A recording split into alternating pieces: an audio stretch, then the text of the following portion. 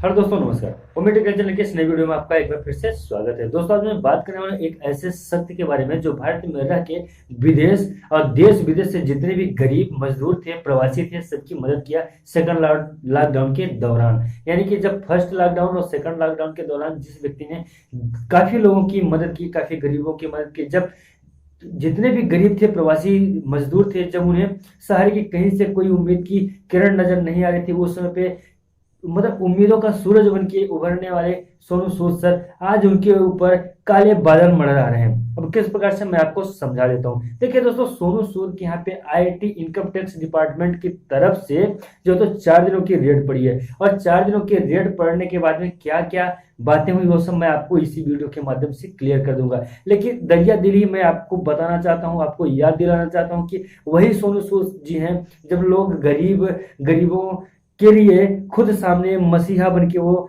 सड़कों पे दौड़े थे। जिस समय पे राजनेता और नेता लोग अपने घरों से दुपक के देख रहे थे और अपने घरों से दुपक के वहां से मतलब एक जानकारी ले रहे थे कि आज देश में क्या हुआ, कितने कोरोना से मर गए, कितने जिंदा हैं और कितने घर पहुंचे, कितने नहीं पहुंचे। ट्रेनें रोक दो, बसें रोक दो, ऑटो रोक दो, किसी को जाने मत दो, ये रोक दो, वो कर दो, यहाँ कर दो, वहां कर दो। मतलब इस प्रकार की बहुत सारी मतलब किस अपना तफरीक का माहौल था। उस समय पे सोनू सूद जी घर से बाहर निकल के सड़क पे आए। जितने भी प्रवासी मजदूर जो फंसे हुए थे, अपने घर नहीं जा पा रहे थे, उन्हें अपने घर भेजा। आप ये बातें भूलिए मत कि यही कोरोना काल के समय में बहुत सारे लोग रास्ते पे चलते चलते मर गए थे, पानी पी के मर गए थे, ट्रेनों से कट के मर गए थे, खाना खाने के लिए तरस के मर गए थे, और बहुत तो चलते चलते ही मर गए थे। इतना थक गए चलते चलते ही कि मर गए वो। उन्हें साधन नहीं मिल रहा था, एक किरण रोशनी की नहीं मिल रही थी कि जिसके माध्यम से वो अपने घर तक पहुंच जाए। उस समय पे उन प्रवासी मजदूरों के लिए सूरज बन के उभरे सोनू सूद जी। उन्हीं के बारे में हम चर्चा करेंगे कि किस प्रकार से सोनू सूद के ऊपर आईटी वालों ने, इनकम टैक्स वालों ने क्यों रेड मारी और उसके पीछे का क्या वजह है, क्या रीजन है। तो दोस्तों, मैं आपको एक स्क्रीनशॉट के माध्यम से दिखाता हूं जहां पे सोनू सूद जी ने खुद सामने आन कैमरा पे आके अपने बयान को जारी किया है और लोगों तक पहुंचाने की कोशिश की है।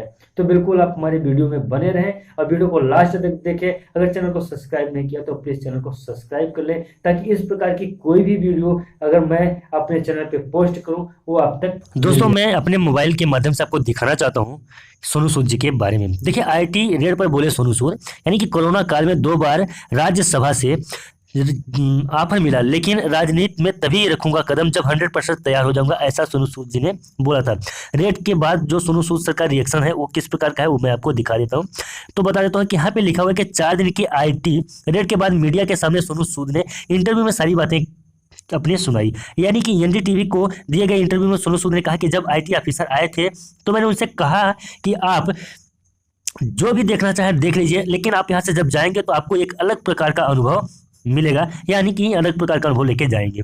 सोनू सूद ने बताया कि सभी ऑफिसर्स ने देखा कि घर के नीचे मदद मांगने वाले खड़े रहते थे, यानी कि हमेशा मदद मांगने वाले सोनू सूद सर के घर के नीचे खड़े रहते थे। डॉक्यूमेंट की जो डॉक्यूमेंट उनके घरों में मिले हैं वो देखिए किस प्रकार से मिलते हैं।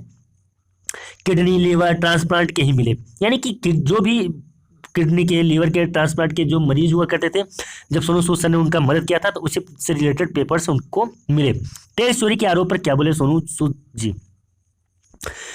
सोनू पर पहला आरोप था कि टैक्स चोरी का, यानी कि दान के पैसे आए लेकिन खर्च नहीं किया। इस पर सोनू ने जवाब दिया कि जिन लोगों ने मुझे पैसा दिया, मेरी सबसे बड़ी जिम्मेदारी थी कि उस पैसे को सही जगह पर खर्च करना। मैं जितने ब्रांड में ऐड करता हूं उनसे कहता हूं, यही कहने की कोशिश करता हूं कि आप मेरे उस पैसे का जो मुझे देना चाहते हैं उसका मेजर अमाउंट, यानी कि कुछ उसका अमाउंट फाउंडेशन में दें, ताकि हम लोगों की मदद कर सकें। कई हॉस्पिटल में मेरे पैसे पड़े हुए थे जिनसे मैं कह देता था कि मैं मरीज भेजूंगा, आप उनका इलाज कर देना।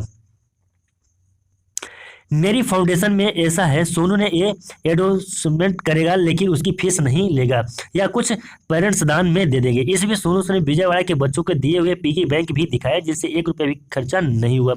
सोनू सूद ने कहा कि यह सालों से पड़ा हुआ पैसा है, बल्कि ये वो पैसा है जो पिछले 3 से 4 महीने में आया है। हमने 2 करोड़ खर्च किया है, उन्हें सही बताया, लेकिन अगर किसी के पास पैसा आ जाता है तो उसे सही टाइम में खर्च करने के लिए टाइम लगता है, क्योंकि सही जगह या सही रास्ते में खर्च करना है ना, सही काम के लिए खर्च करना है तो थोड़ा सा समय तो लगेगा ही, क्योंकि उसको सोच और समझ के ही खर्च करना पड़ता है। आगे कि मेरे साथ देश के वो लोग हैं जिन्हें विश्वास है कि ये आदमी है जो हमारी सोच को सही लोगों या सही दिशा देगा या सही लोगों की मदद तक पहुंचाएगा। तो ऐसे इस प्रकार के लोग भी सोनू सूद सर के साथ में खड़े हैं। बिल्कुल सही बात है, हम सब आपके साथ में खड़े हैं। दिल्ली सरकार के प्रोग्राम का मेंटर बनने पर बोले कि हमारे देश भर के बच्चों को पढ़ा रहे हैं। अगर दिल्ली सरकार ने मुझे मेंटर बनाने का सोचा तो ये मेरा सौभाग्य है। दिल्ली सरकार के अलावा बीजेपी या कांग्रेस में बुलाती तो मैं जाता, क्योंकि सरकारें आती जाती रहती है, लोग बदलते रहते हैं, लेकिन बच्चों की पढ़ाई नहीं रुकनी चाहिए। मैं नहीं मानता कि मुझे डरना चाहिए, मुझे कोई नहीं बुलाएगा मैं जाऊंगा। मतलब वो बोल दिया कि अगर मुझे कोई भी बुलाएगा तो मैं जाऊंगा, सरकारें आती जाती रहती है, इससे कोई दिक्कत नहीं, लेकिन बच्चों की पढ़ाई नहीं रुकनी चाहिए, बच्चों की पढ़ाई होनी चाहिए। आगे उन्होंने अपने इंटरव्यू में कहा है कि मुझे कोई गिला शिकवा नहीं है, मैं जोश के साथ काम करूंगा, बस मदद होनी चाहिए। मुझे यह फर्क नहीं पड़ता कि आप किस रंग, किस धर्म और किस जाति के साथ में जुड़ के काम कर रहे हैं और किस प्रकार से आप हेल्प कर रहे हैं, मुझे इससे कोई मतलब नहीं है, लेकिन हाँ, लोगों की जान बचनी चाहिए, सबसे इंपॉर्टेंट बात यह है। तो ये एक अच्छा पहल है, एक अच्छी सोच भी है। राजनीति में जाने पर बोले कि जिस दिन भी मैं जाऊंगा, यानी कि मैं 100% जब खड़ा हो जाऊंगा, तैयार हो जाऊंगा कि मैं अब राजनीति में कदम रखने के लिए बिल्कुल तैयार हो चुका हूं, उस दिन मैं अपने घर की छत पे खड़ा होकर इस चीज का ऐलान करूंगा कि अब मैं राजनीति में जाऊंगा। ऐसी सोच रखने वाले ये हमारे भारत के रियल हीरो हैं सोनू सूद सर। मुझे 2 दफा, अभी एक बहुत ही बड़ा महत्वपूर्ण बयान ये भी दिया है कि मुझे 2 दफा राज्यसभा की सीट ऑफर हो चुकी है। कोविड टाइम में ये ऑफर 2 बार आ चुके हैं। ये कहा गया कि आप आइए, आपको और सबसे बड़ा प्लेटफॉर्म मिलेगा, लेकिन मैंने उन्हें हाथ जोड़कर धन्यवाद किया कि मैं कभी किसी के बारे में बुरा नहीं बोलूंगा। मैंने कहा कि मैं पहले दिन से ही इस्तीफा साइन करके आऊंगा, लेकिन ये कहने के बाद भी वो तैयार थे। जिस दिन किक मिलेगी उसी दिन आऊंगा, यानी कि जब वो 100% तैयार हो जाएंगे तभी वो राजनीति में आएंगे।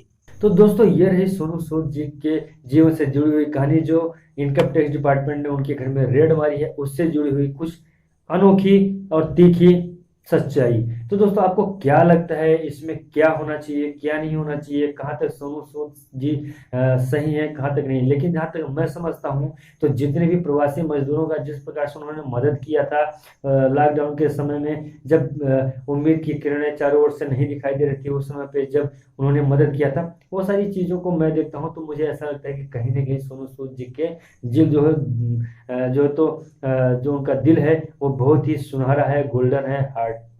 तो मैं सोनू सूद सर के मतलब कि एक प्रकार से जो तो उन्हीं का सपोर्ट करता हूँ, साथ भी देता हूँ, और मैं भगवान से प्रार्थना करता हूँ कि जो भी परेशानियाँ दिक्कतें उन तक आए, वो उनसे आने से पहले, उनके पास आने से पहले ही दूर हो जाए, और सोनू सूद जी बिल्कुल सकुशल जहाँ भी रहें, मंगल रहे।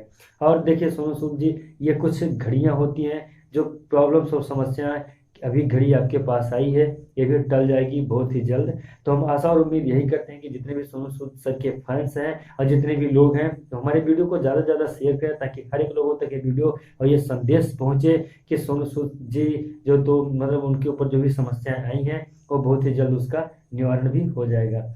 चलिए दोस्तों, मिलते हैं किसी नेक्स्ट वीडियो में, तब तक के लिए नमस्कार, जय हिंद, जय भारत।